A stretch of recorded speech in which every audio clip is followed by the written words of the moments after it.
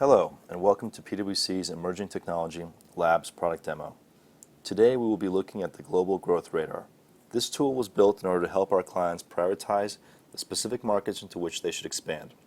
All the data represented in this demo is strictly for the purpose of demonstration and is no way representative of any particular client's business. In order to create a new report, first choose a client or industry. Here we'll choose Northern Trust. As you can see, when a new report is loaded, you are represented with 4 tabs on the bottom of the page and some controls on the top. Each of the tabs provides a different view of the data. The default view when you first open a report is the map view, which displays 3 overlays of information. The company footprint, which you can see here, shows where the selected company currently has international operations.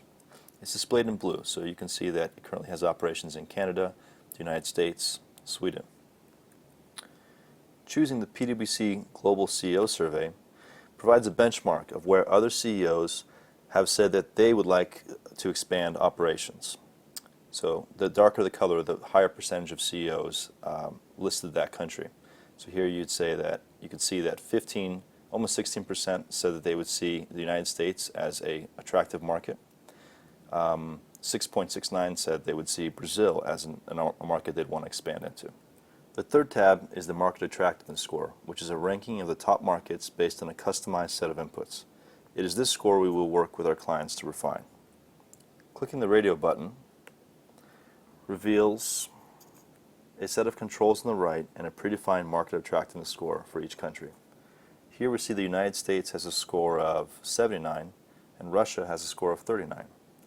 The system uses a set of smart defaults to define the score based on the client and industry selected.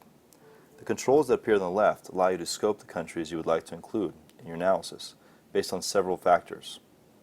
Here we can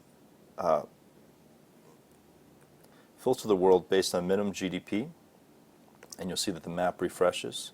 We can also filter based on minimum population, and again you'll see more and more countries are appearing. We can also select either just emerging or developed markets. So here we'll say we only want to see developed markets, and you'll see all the emerging markets are excluded. We also have a manual override where you can manually include or exclude particular regions or countries regardless of their GDP, population, and status. So here we can say we want to include all of Asia Pacific. Once you define the countries you want to analyze, use the controls on the top to refine the calculation of the Market Attractiveness Score. The score is derived from the weighted average of these scores: the country score, the industry score, and the corporate score. These are in turn made up of the weighted average of a set of dimensions, and each dimension is made up of a set of variables. Here we see that country score is made up of economy, politics, demographics, business environment, and infrastructure. Economy is made up of the variables GDP, GDP forecast, inflation 5-year forecast, unemployment rate, and economic complexity index. You help refine the actual score by moving these sliders here to define the relative weights of each dimension against another. Moving a weight all the way to the left essentially removes that dimension from the calculation. Similarly, we can set the weights for country score versus industry score versus corporate score. You should work with your client to weigh each dimension and score based on their specific priorities. The table view gives you the same information as the map view, but in a different format. Here we have all the countries that were listed in our scope and their relative scores here. You can also click on a particular country, say China, and this provides you a scorecard of all the information we have for that country.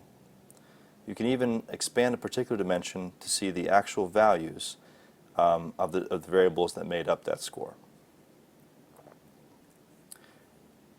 The third tab is the chart view.